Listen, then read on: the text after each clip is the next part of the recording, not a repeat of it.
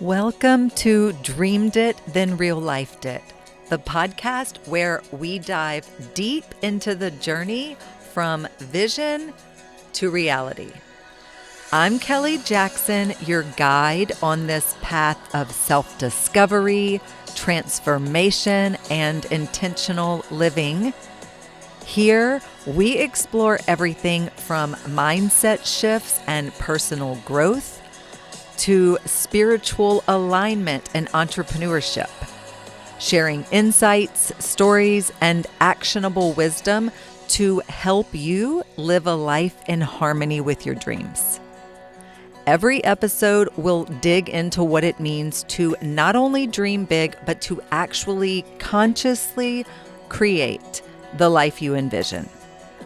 Let's turn your dreams into real life.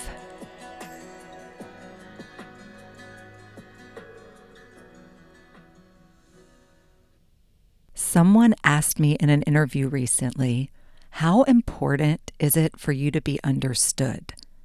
My answer was simple. It's not. Now, if you feel the same way, I think you're really going to relate to this episode.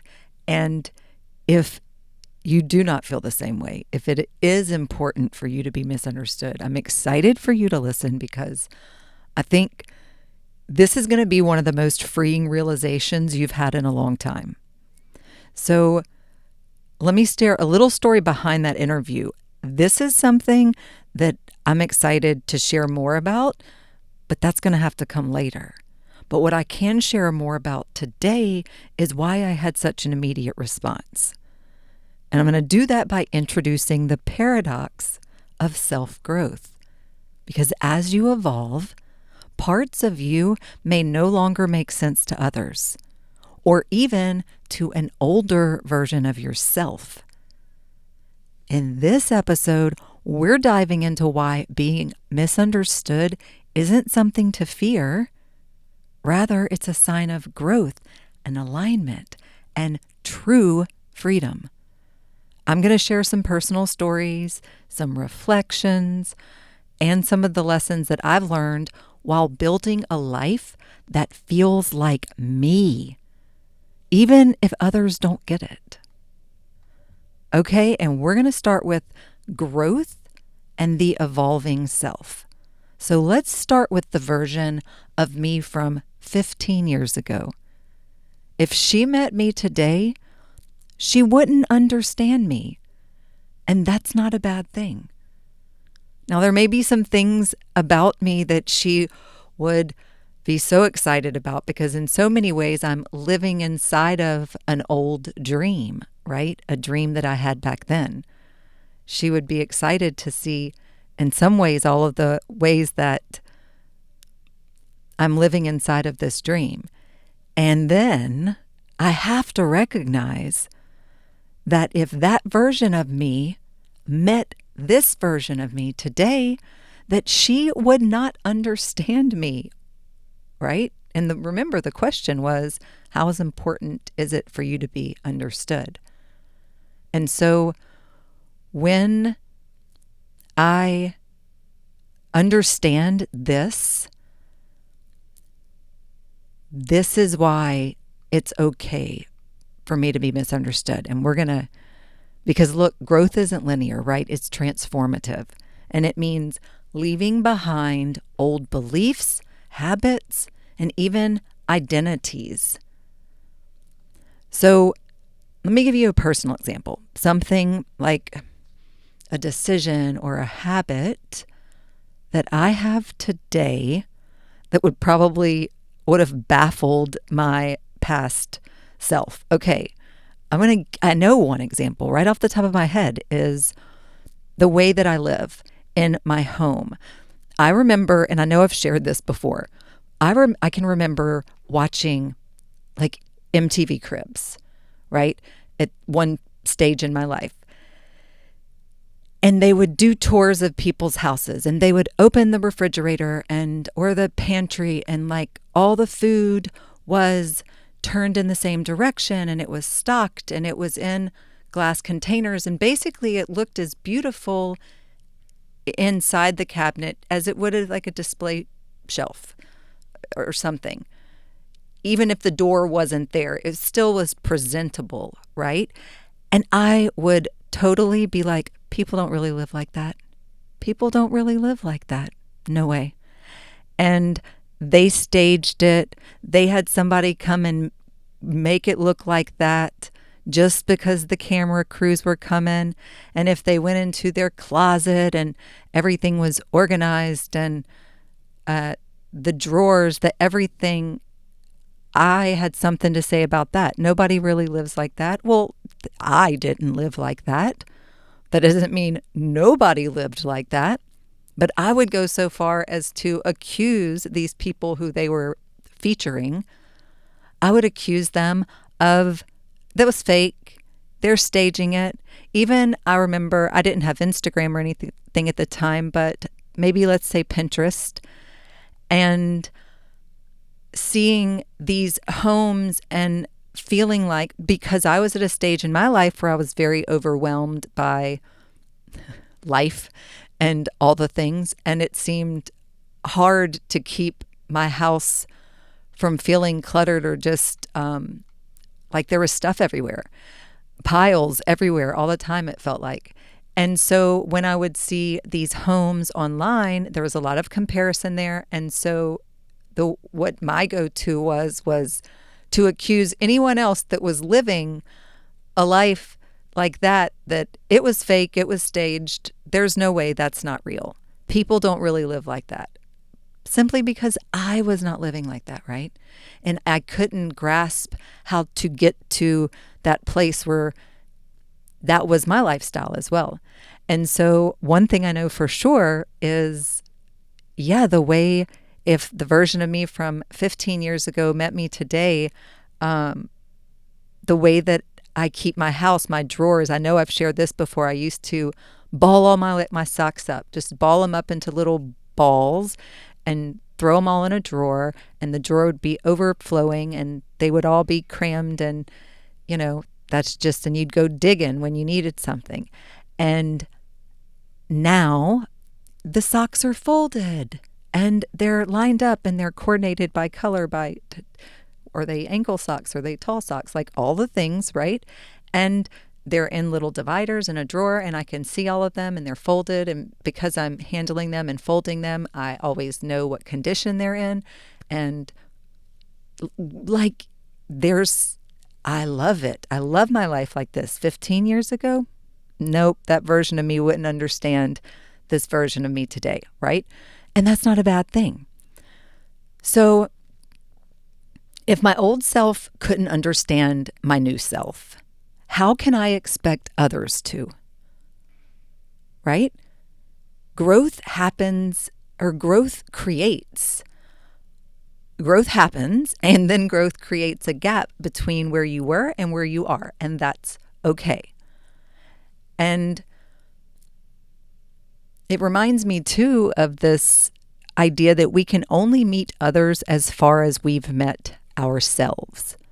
So when I think back to the version of me that would see people online who were living in tidy homes and there weren't piles of laundry everywhere or piles of books or paperwork or whatever the case may be, and their fridge and their pantry were organized and clean and beautiful, the insides of their cabinets, right? And because I was not there in my life, these things felt so unattainable, unrealistic. We can only meet others as far as we've met ourselves. So where I was at that time in my life, I accused others. It wasn't possible. So there must be something else going on. Instead of accepting that, right? Because I hadn't aligned my life in a way yet. So I couldn't wrap my head around how others could. And so because I understand this, that's why it's okay for me to be misunderstood. I know that past versions of me wouldn't understand this version of me that I embody today. And so naturally there are going to be other people who are just not going to understand. Like, it just makes sense, right? And living a holistic, aligned life often puts us on a path that looks very different from what's considered, quote, normal. And that's one place where the misunderstandings start. And what it means to live holistically, that's a focus on mental, emotional, physical, and spiritual alignment. And some examples, I would say, of some holistic lifestyle choices that can often invite misunderstanding could be like choosing simplicity over hustle culture, prioritizing mental health over productivity, saying no to societal pressures, not giving in to urgency culture. This is a big one for me because I really used to have some trauma around the urgency culture thing and feeling like I had to immediately answer. If someone texted, if someone sent an email, especially being an entrepreneur, being a business owner, it just felt like I gave into this urgency culture. We have cell phones. We're always, quote, available. And there was this belief, that doesn't mean it's true, but there's this belief amongst some people that I allowed to really create a sense of fear within me, which in turn impacted how I moved through life and everything. And it was really stressful, but it was around the urgency culture and this idea of that just because we have a phone doesn't mean that we have to be accessible to everyone 24/7. And I really had trouble with boundaries for several years there when I was like a workaholic and the whole wearing busy like a badge of honor type of thing. And urgency culture was a big thing that was playing into that for me. And what I understand now is that we get to choose who, what, when, where we give our energy. And yes, we have a phone, but just because you have a phone, and you may even have your phone on you, doesn't mean that, boundaries, we set up boundaries to protect our mental health, our emotional health, our physical health, our energetic health and well-being. And so you don't have to immediately respond to every incoming thing the minute you get it. Take a couple deep breaths. Like, are you in a place emotionally, energetically, mentally where you can give this your attention? And sometimes you may see something and it requires, you're not in a time or space where you can give it the full attention and heartfelt anything that you want to give it, right? And so you're like, okay, that's there. I'll circle back around when I can give it the attention that the focus that I want to. So that's some things.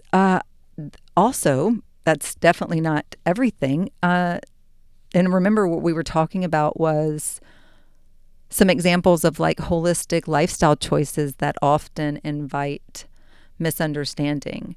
And one of them, I know I've lived this, is a plant-based diet.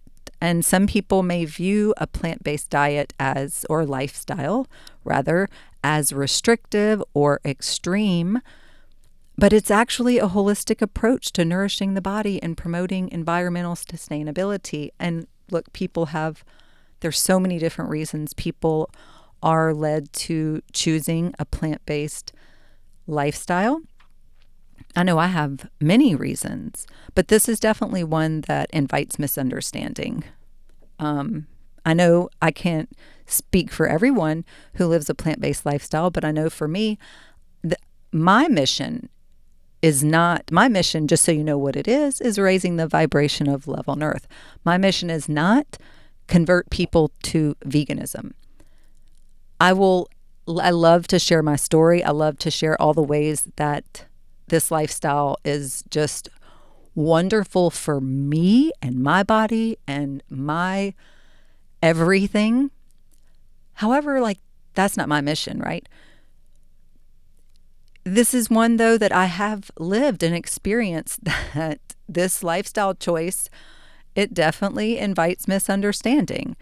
It seems like you can't be a vegan in peace. I don't know. I mean, I'm a vegan and I'm in peace, but some people, it's a thing. Some people seem to be triggered by that choice. Now, another holistic lifestyle choice or choices that I believe invite misunderstanding are meditation and mindfulness. And these are practices that are often misunderstood as being woo-woo or new age. However, guys, these practices have been scientifically proven to reduce stress and improve mental clarity and performance and all the things. And that would lead right into, I would say, Reiki and energy healing, like Reiki. And energy healing modalities like Reiki really may be met with skepticism, but they're actually based on the principle that the body has an innate ability to heal itself. And if you know anything about chakras, which a chakra, it's the Sanskrit word for disc or wheel. So think of it as a spinning wheel of light. And within the body, there are 7 main energy centers or chakras. And when they are open, energy flows freely. And when they're blocked, the energy cannot flow. And each one of these, and I talked a little bit in our last episode about intuitive eating. I mentioned a little bit about this, and I'm going to say it here because I feel like it fits, and we're going to run through it really quickly. So the first chakra, the root chakra, it's at the base of the spine, and this is stability and grounding and physical health. And then we move up one chakra to the sacral, and this is around your reproductive organs, and this is creativity and emotions and relationships. And then your solar plexus is right there in your belly, and this is personal power and self-esteem and intuition. And then we move up into your heart chakra. I bet you can guess where that is. And this is love and compassion and emotional balance. And then we move up to the throat chakra, which is communication, self-expression, authenticity, not surprisingly, right? And then the next one is our third eye chakra, which of course is right there where your third eye is. And this is intuition, insight, and a higher perception. And then finally, we have our crown chakra, and that's right there on the crown of your head. And this is spiritual connection and enlightenment and higher states of consciousness. And when our chakras are open and balanced, the energy or the prana or the chi flows freely, and we experience physical, emotional, and spiritual well-being. However, when a chakra is blocked or imbalanced, that energy flow is disrupted, and that can lead to various issues like physical symptoms, so issues in the body, pain, illness, discomfort. It can lead to emotional challenges like anxiety or depression or mood swings. It can lead to mental fogginess or confusion, and spiritual disconnection or feeling unfulfilled. And so energy can be getting trapped or stuck in any of those energy centers. Okay. And so to restore balance and harmony, there are like various things that we can do, including Reiki or energy healing, meditation, visualization, sound healing. I use crystals, like crystal therapy. Some people like crystals. And to what extent you use that, hey, that's up to you. And affirmations, even specific chakra affirmations. And then yoga and breath work. And when you understand and work with the chakras, it really does help you cultivate greater awareness and balance and harmony within your life. But I mentioned yoga and breath work, and so I would say that's another holistic lifestyle choice that may invite misunderstanding, because some people may view yoga as just a physical practice. I know I was one of those people before I knew what it was, or before yoga came into my life. When I just heard about it or saw it, I thought it was just a physical practice. But it's actually a holistic approach to uniting the body, mind, and spirit. And breath work in particular can be misunderstood as being out there or esoteric. But I'm going to tell you this about breath work. Your breath is the one thing that has been with you since the moment you came into this world, and it is the one thing that will be with you until the moment you leave this world. Breath is what gives you life, and without breath, we do not have life, right? And your breath is freely accessible to you. Anytime, anywhere, you can return to your breath. You can come back home to yourself, to your center. No matter how dysregulated your nervous system is, your breath can bring you back to a regulated state.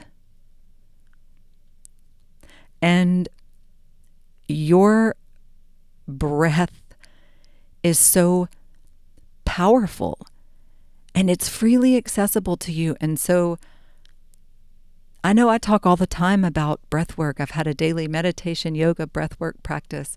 Here's the thing. That doesn't mean you have to be doing Wim Hof breathing every single day for an hour a day. That doesn't, to have a breath work practice, right? Sometimes we tend to think in extremes, and you have to understand it's just about having the awareness and the consistency and continuing to show up for yourself in this way.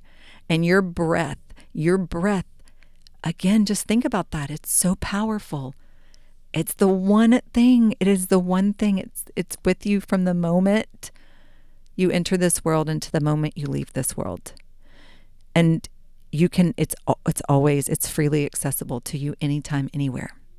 And it's really powerful. So keep that in mind.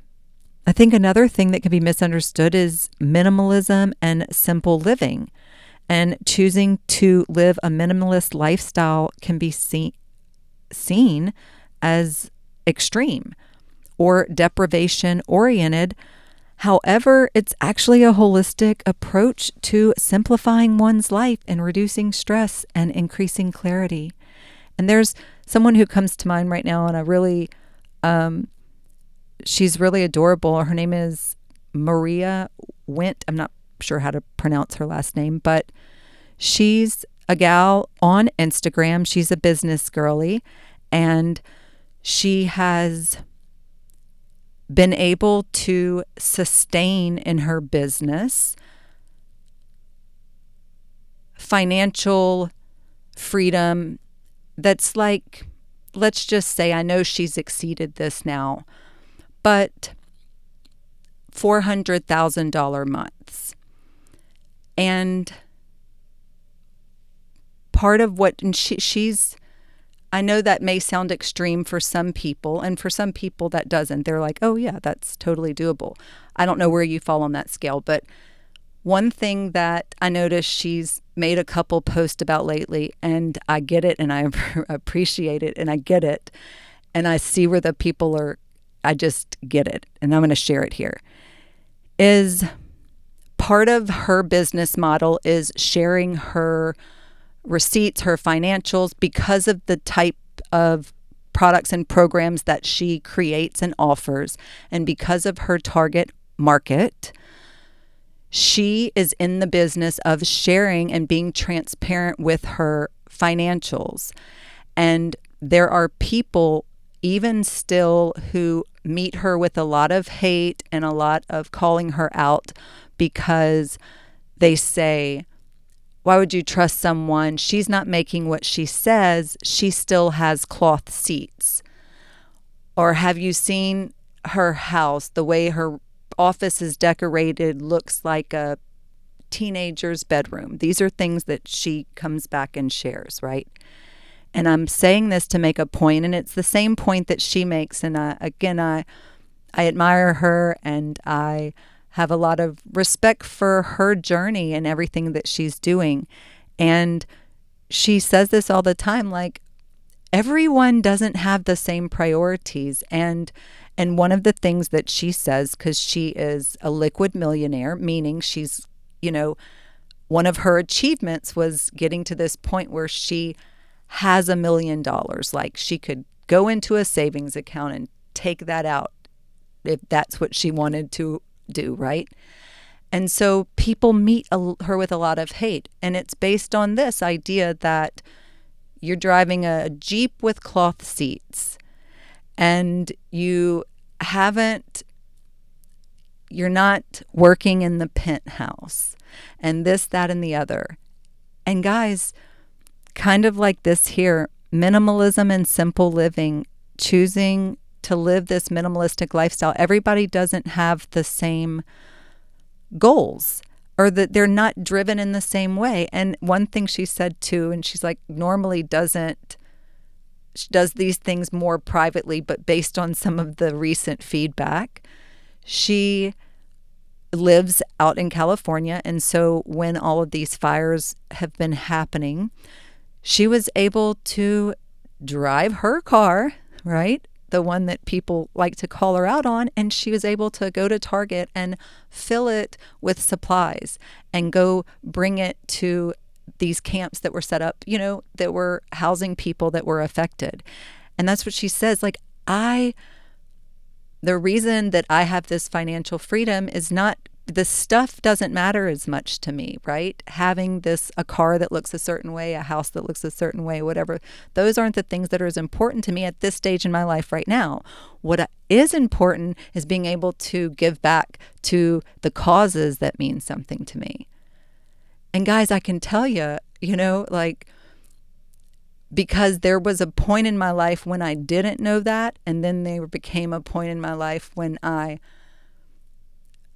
did learn and understand this, that there are people paying $1 million cash for homes that are driving Kias. Guys, and so everybody doesn't have the same priorities, and it's just, it can be misunderstanding. It can be misunderstood, the way that we use our resources, right? Now, intuitive eating, because that was our episode last week. Intuitive eating and listening to the body, I believe, like the body's hunger and fullness cues, can be misunderstood as being undisciplined or lacking willpower. However, this approach is a holistic way to develop a healthier relationship with food and the body. And if you didn't catch that episode, it was the very last one, right before this one. And now this one, for me, because I know that the older version of me would not have understood this one, is like cyclical living and honoring the menstrual cycle and living in sync with nature's cycle, which can be seen as unconventional or unsophisticated, or who even knows what people say. But I know that this is something that I have personally experienced. I used to be someone who was complained about that time of the month, quote unquote, and it was the cramps and the PMS and the mood swings and the this, and it was easy to blame it on, blame anything. I blamed anything and everything on, this period. And it was just such an unwanted, unwelcome, I just didn't like it and had a lot of bad experiences around it. And as I've been on this intentional journey of self, and I don't know if you know this or not, if you're listening, but so part of that journey was the 7+ year celibacy journey. And I also always have felt like I will have more children. Something I've wanted, and also something that I've always felt. And so when I embarked on the intentional journey of self and the celibacy journey, and of course discovered yoga, meditation, breath work all at the same time. And so one of the things that I also began to become curious about and then embrace and then embody is healing my relationship with my womb. And I knew that I wanted to have a different relationship with my body. And I wanted to quit speaking illness and pain and hate and anger into all of that. And I wanted to start speaking health and wellness and fertility and a totally different energy into that. And that's what I did. And I started doing womb meditations and some rituals and quit using disposable products, which we'll get into that in a minute. But I quit using disposable products and quit, as you may or may not know, quit taking any kind of medicines like pharmaceutical pills or anything. So anything I may have taken before for cramps, I went inward and practiced breathing and affirmations and mantras and meditations and healing my relationship. And my cycles now sync with the moon cycles, just like I'm saying. And again, people might be like, this is out there, this is too much. Okay, however, I've had regular cycles that are pain-free. They're wonderful. It's a blessing. I consistently, whenever a cycle starts, I give gratitude because I know that is a celebration of the opportunity to create and carry life. And I know I go for my annual visits at the OBGYN, and she knows of my journey and, is able to say that, yes, everything looks great and very healthy. And of course, my biological age is, because of this journey, younger than my chronological age. That feels good. And this is something that has been very intentional. I knew, okay, I'm on this celibacy journey. However, this is a time for me to also heal and prepare for this life I'm creating and I'm building and that I visualize for myself. And this is one way I could do that. And again, that's something that when I was just my period, cramps, blame it on this. This is why I'm moody. This is why. And just, and if some woman came in saying, oh, meditate to your womb. And I would be like, what are you even talking about? Get out of my face. At least that's what the old me would have been like, right? I don't want to hear what you have to say. You and your, again, I didn't know that word back then, but you and your woo-woo stuff, go on and keep it on moving. But again, that's what we're talking about. The whole episode's about how important is it for you to be understood? And my answer is it's not. Because I know I don't have to talk about anyone else in the world to be able to have this episode with you. All I'm talking about is me 15 years ago and me today. Like, I can just use myself as an example, right? I think going back to what I said about quit using disposable products. So I think that's another thing that can be misunderstood, is this making eco-friendly choices and like sustainable living, because sometimes choices like reducing plastic use or living off the grid or whatever can be seen as extreme or idealistic or whatever else. Yet these choices are holistic ways to promote environmental sustainability and reduce your carbon footprint. And it's been, I would say, around the time, so around 8-ish years ago is when I really started becoming a lot more mindful of my environmental footprint and becoming more interested in, and now it's funny, this is why it's funny. So in really like, I kind of quit using, I started with like reusable totes, stopping using the plastic bags at the grocery stores. And I know in the beginning, it was a habit I had to break. Like I would go into the store, start shopping, and then be like, oh shoot, I forgot the bags. And it felt like such this inconvenience, right? And now, I mean, it's such just part of my nature and who I am. But that there were shifts like that when I wanted to, if anyone who's seen me knows, I always got a glass water bottle with me. Unless it's somewhere where you can't have glass, then I have, some sort of stainless steel or whatever. But I have the water bottles and not buying the water in the plastic bottles and things like that.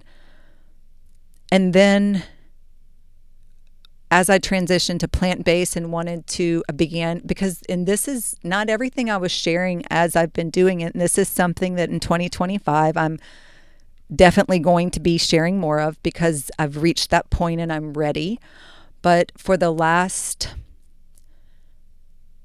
8 years is probably when I started, but definitely like 2020 was was the year I was like, anything that's left is getting switched over.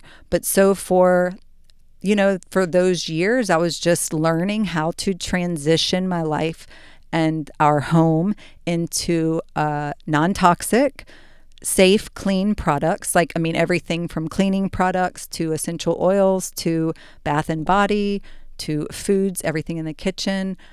Everything in the house. And again, coming through and being more sustainable. So replacing things in the bathroom like that I always used my whole life, like Q-tips and cotton balls and all of these things, and coming up with or just transitioning to sustainable options and products that are eco-friendly and sustainable and ethically made, and really researching brands before I buy them to make sure are all parts of this chain, like, is there transparency here? Is this a product that I can stand behind the brand and what they're doing in the environment and how they're treating animals and how they're treating people, humans, and how they're treating the planet? And all of these things matter.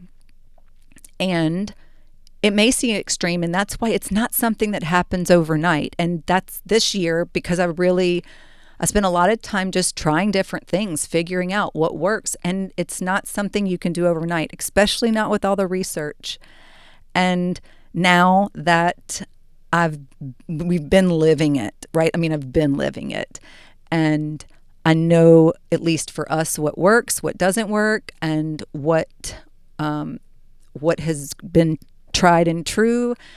And so I'm excited. That'll be coming up this year. I'll be sharing more resources with y'all on just sustainable swaps for your life, for travel, for on the go, for at home, in your business, like truly all the things for your beauty and skincare and hair care and just all of the things. But I know that because it is such a, if you were just to, it would be very overwhelming to just be like, overnight, I'm going to transition to everything, right? Because there is a lot there. And I know that because of that, because of where I am now, if 15-year ago me would meet me now and see just the way I travel, the way I pack, the way everything, it would seem like over the top, because it was just, I was struggling to survive at that point, right? And so some of these things I do now would just seem over the top. But I'm going to tell you, through this journey and this becoming a lifestyle and a way of life, and I mean, this was the vision. Literally, one of my visions was, because I remember, so I was a professional artist full-time for like over 5 years, and every day I would have to take pictures of the art that I was, the painting, the things I was creating, to send to people. And so I had my place where I worked, my art studio, which started off in the garage and eventually was upgraded to upstairs, but it started out in the garage. But even when I moved inside, it was like, every time I had to take a picture of something, I had to just like go clear off a little spot, because there was just so much clutter, so much stuff. It was like I was clearing off a spot. And even with the girls, when they were like little babies, it kind of felt like the same thing. If I wanted to, in my mind, in my heart, in my soul, I just wanted to document life as it was happening.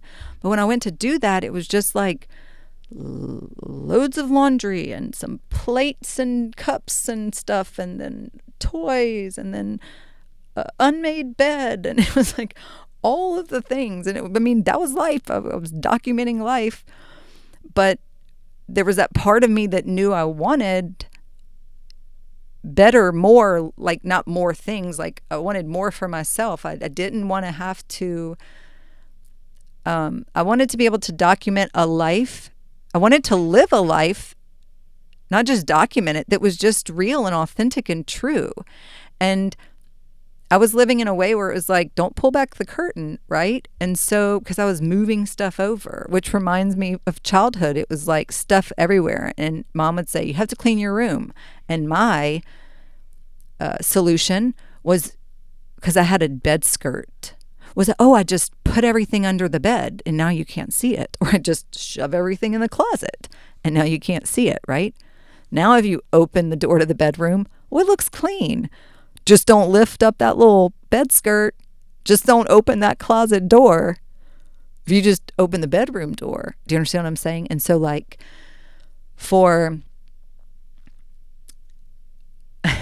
I want to say this too.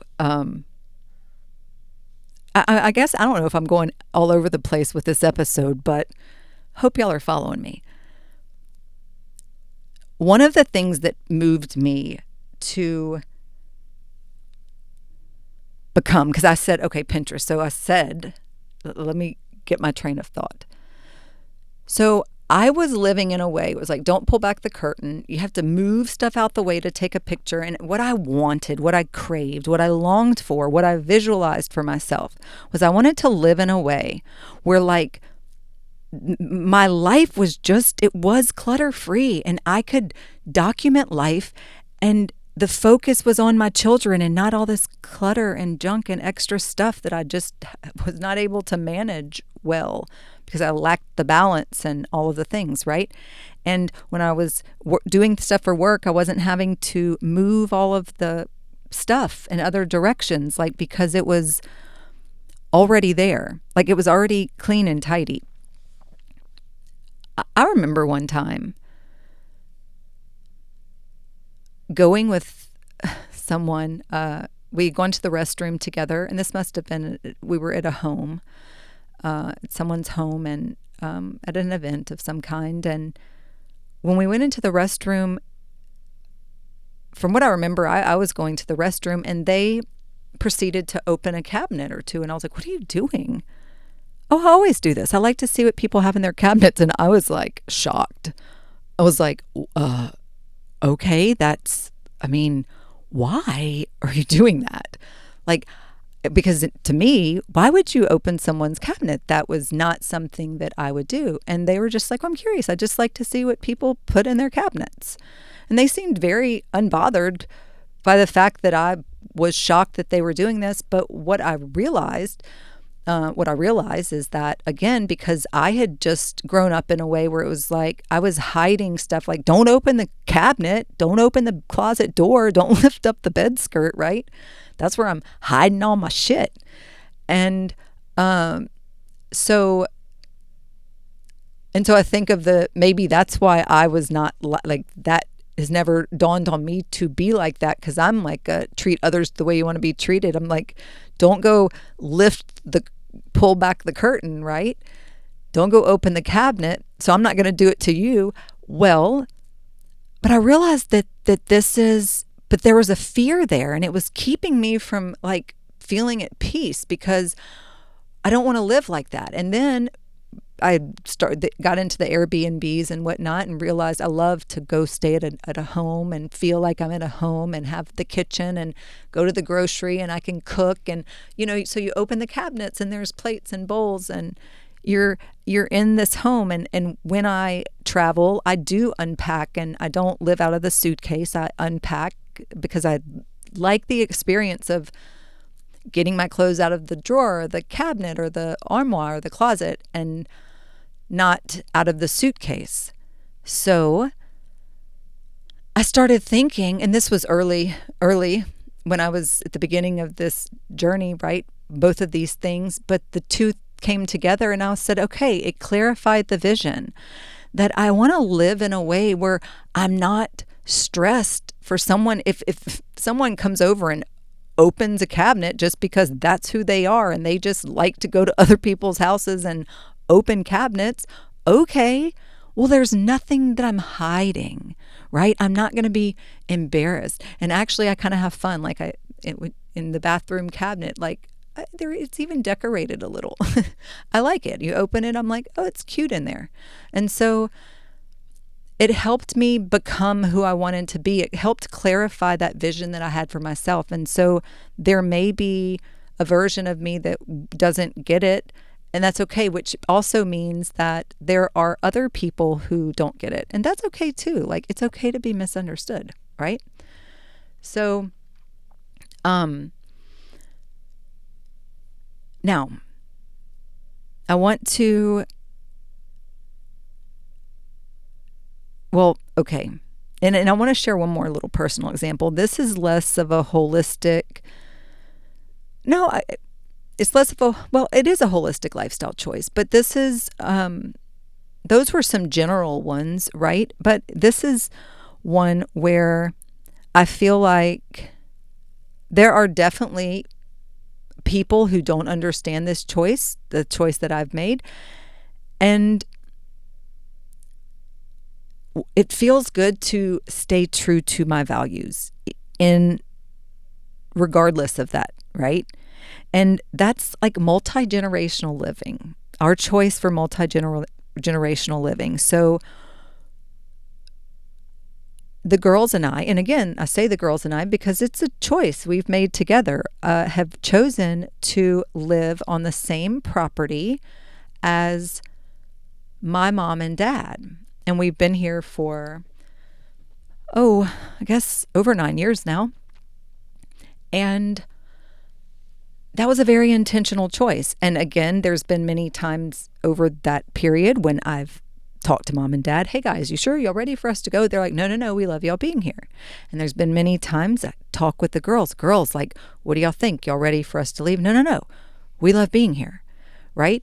And for me, I look at, and I've shared this before in the motherhood episode. I know I got into it a little bit, but it works for everyone. It works for everyone, and it's a community. And even though we live in America where it's not as common with the multi-generational living, in some other cultures, this is totally common.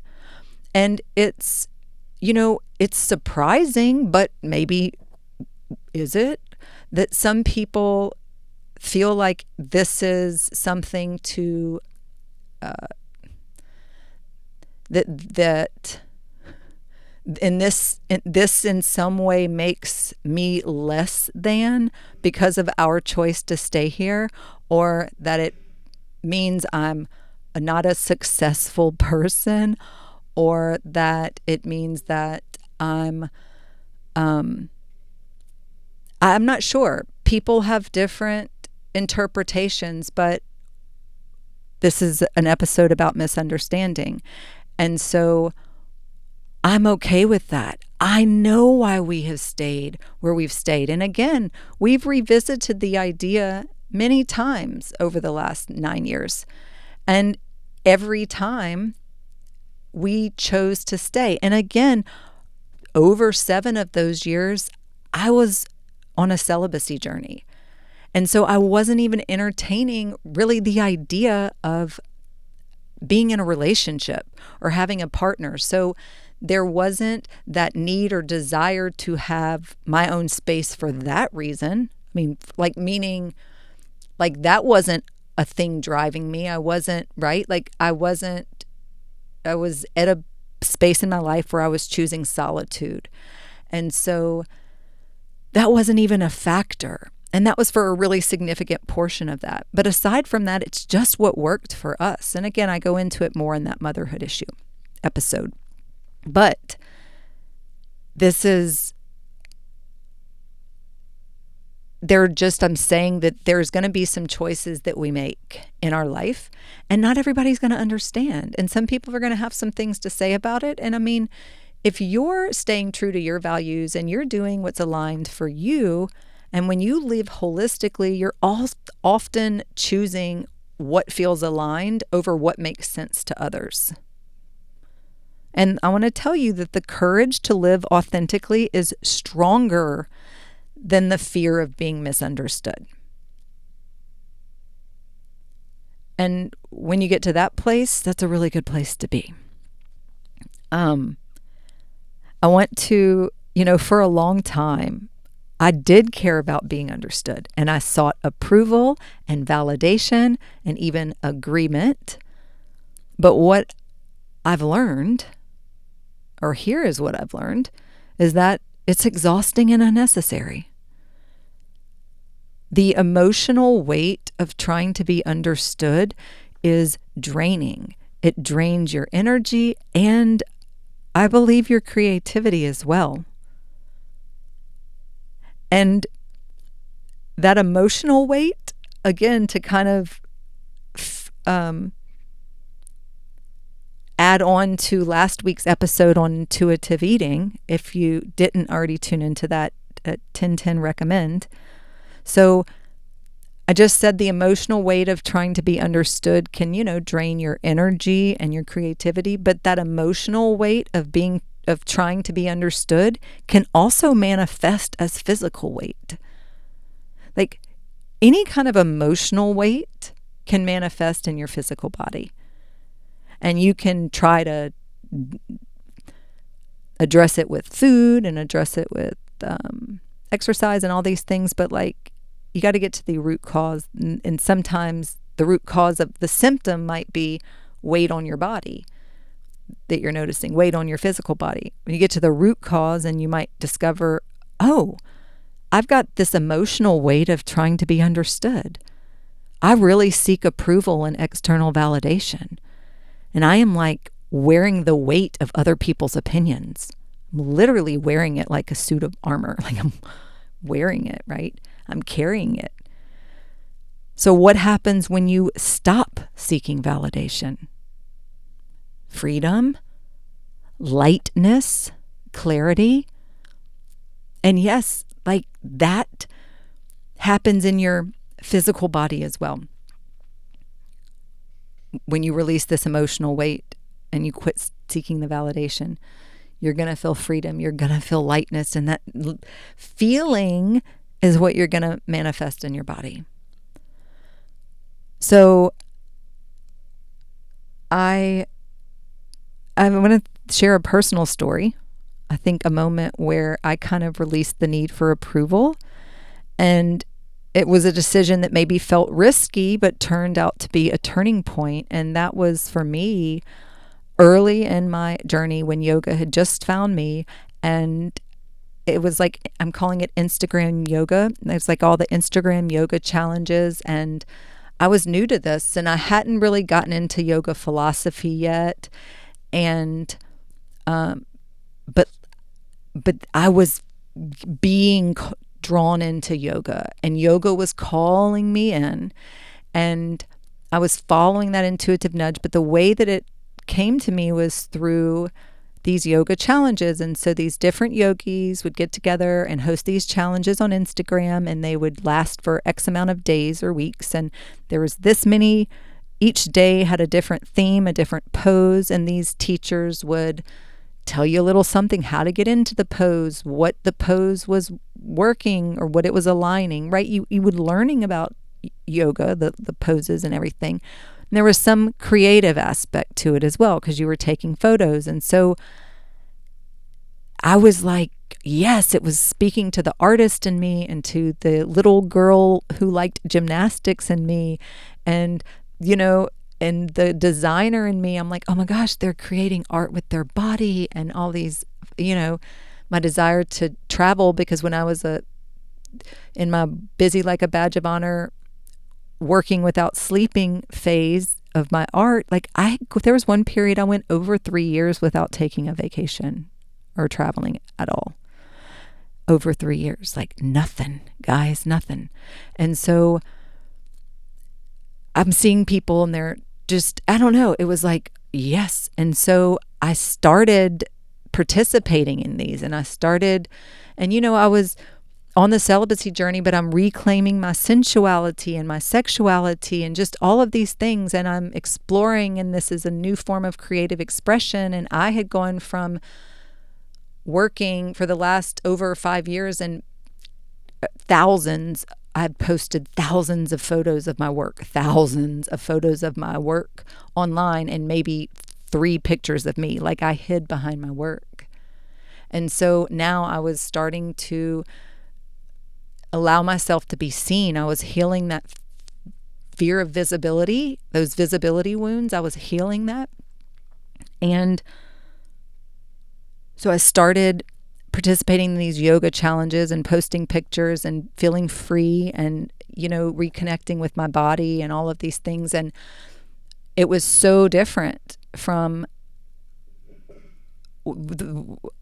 how I was presenting myself to the world a year before, right? And because, or 2 years before, right? And I there was a lot of feedback from because I had not really shifted. I had not really had a big enough shift yet energetically. So I was still a lot of the people from who I was 2, 3, 4, 5, 6. I'm talking about from the beginning of that journey. So this is like the beginning of my yoga journey, the beginning of the intentional journey of self when I started doing the yoga challenges. So this was maybe, a year or so after I had, we had separated, the marriage had ended.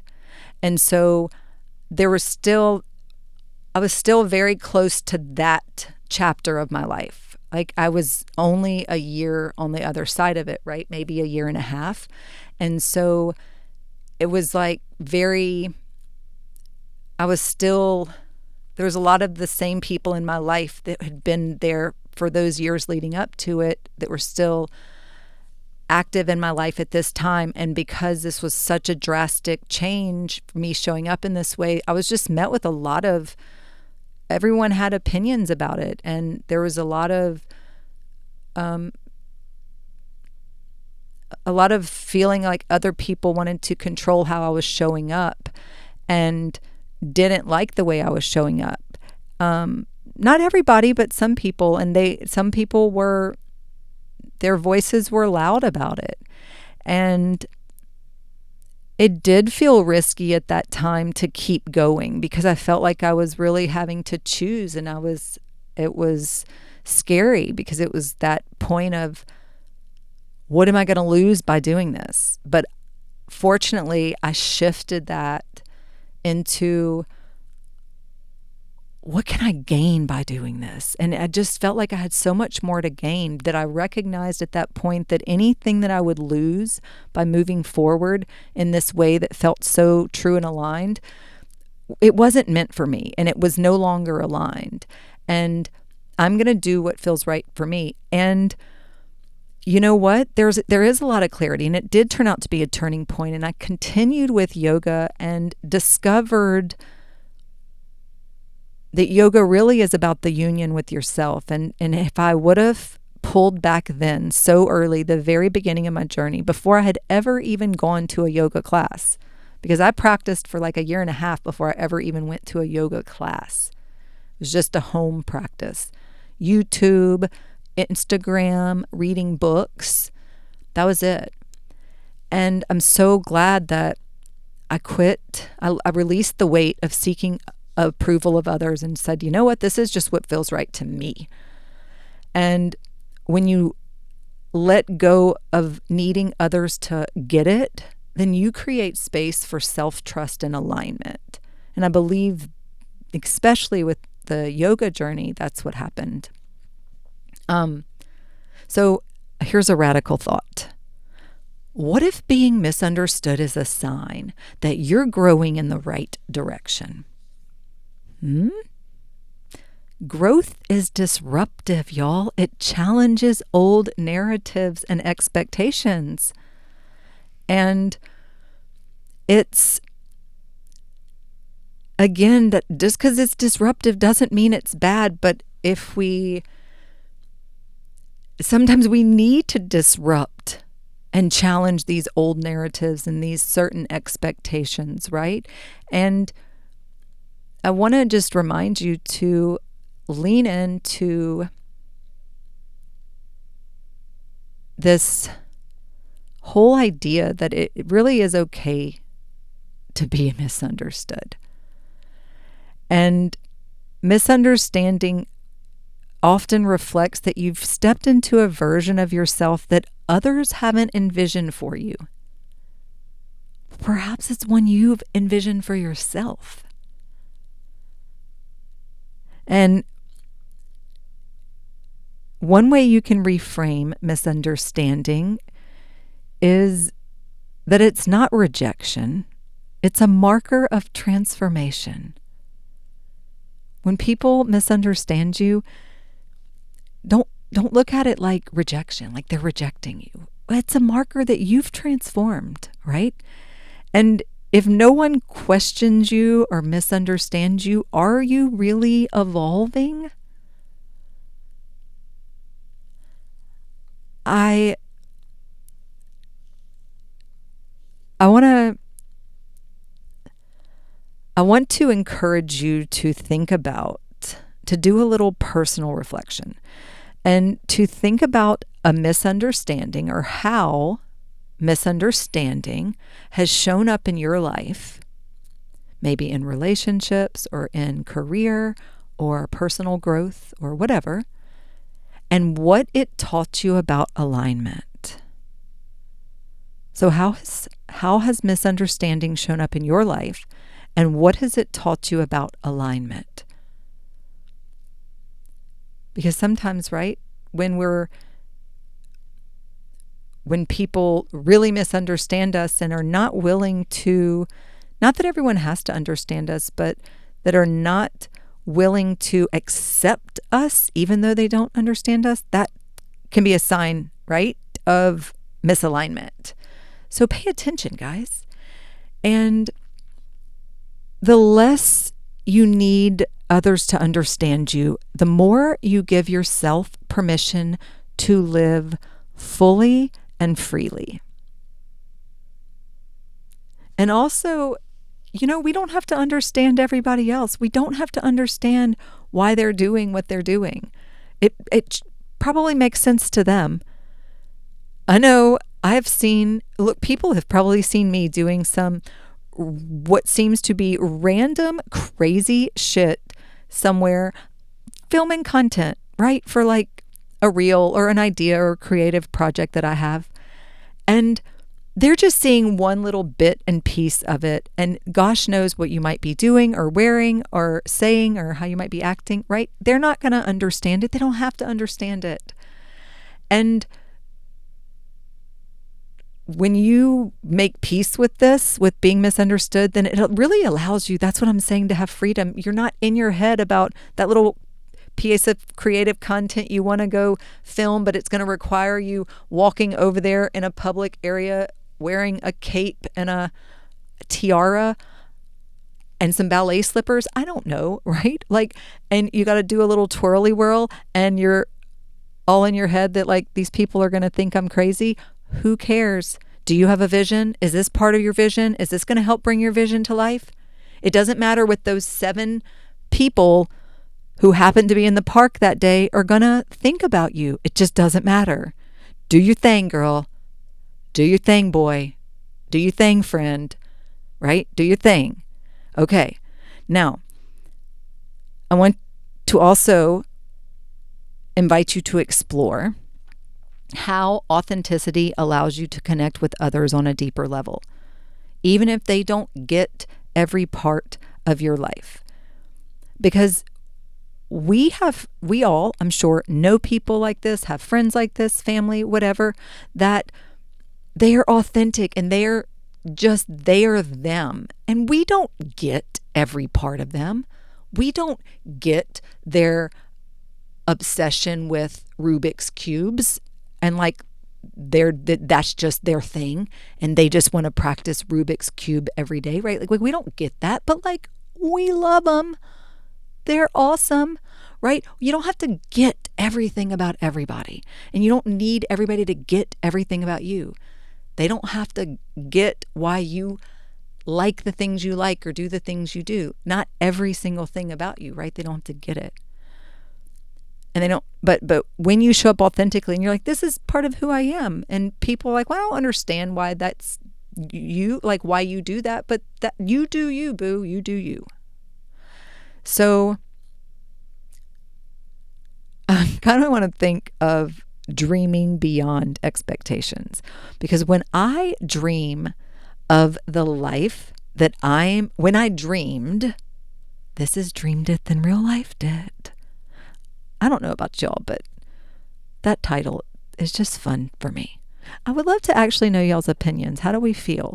It's a bit of a tongue twister when it comes to typing it into the URL. I realize from a business standpoint, I really am trusting people's ability to, use their thumbs with precision when typing in dreamed it, then real lifed it, because it's easy to have a typo in there. Trust me, I know. When I dreamed of the life that I'm living now, I didn't dream for others to understand it, guys. I dreamed it for me. I wasn't like dreaming my big dream going, all right, now is this going to make sense to my 5th grade teacher? Is this going to make sense to the girl who used to live next door? Is this going to make sense to my boss at that place I bartended in college? Like, guys, that's not who, and I love all those people who I might have just named. I wasn't specifically talking about anyone. But what I'm saying is, when I dreamed of this life that I'm living now, I wasn't dreaming for other people to understand it. That's not how the dream was being created or being visualized. I was dreaming it for me and what I wanted to, right, be able to experience for myself and my family, and how I wanted to show up in the world and be a part of humanity and all of the things. And I just want to highlight to all of you the importance of staying true to your vision, even when it defies others' expectations. Because some of the pioneers in this world have had to stay true to their vision even when it defied others' expectations. And Steve Jobs popped into my head. I don't know why I say I don't know why. I'm sure there's plenty of reasons why, right? But you understand what I'm saying. Stay true to your vision. I'm speaking to you. Yes, that vision you have, that really incredible vision that you have for yourself, for your life, for your business. Stay true to it, even when it defies other people's expectations for you or what they expect for you. Okay? So, to the person who asked me that question, you know who you are. Thank you. It reminded me of how far I've come and how freeing it is to live without the need for approval. And if you have ever felt misunderstood, take it as a sign for growth. You're becoming more of yourself, and that is a beautiful thing. I want to invite you to reflect on your own growth, maybe a little journal prompt moment. Like, what's one way I've grown that the old version of me wouldn't understand? And then how can I celebrate that today? And I want to encourage you to embrace misunderstanding as part of the journey towards alignment and authenticity. And your life is not meant to fit into someone else's understanding. It's meant to be lived fully and authentically and unapologetically. Dream it and then real life it. And tune into that intuitive eating episode from last week. If you didn't already tune in. I feel like you will, if when we talked about that, if it spoke to you, tune into it. And I love you, friends. Until next time. Bye-bye.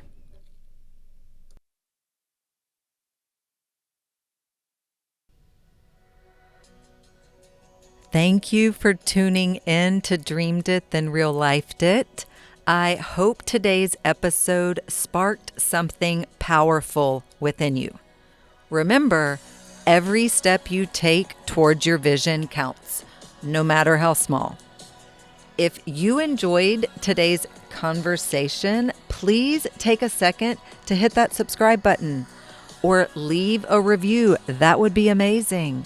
Or share the podcast with someone who's ready to bring their dreams into reality too. And if you're looking to dive deeper, connect with me on social media at Dreamed It, Then Real Lifed It, or at BE_what you want. Or visit dreameditthenreallifedit.us for more resources on aligning your life, business, and dreams. Until next time, keep dreaming and keep manifesting your dreams into real life. Love you, friends.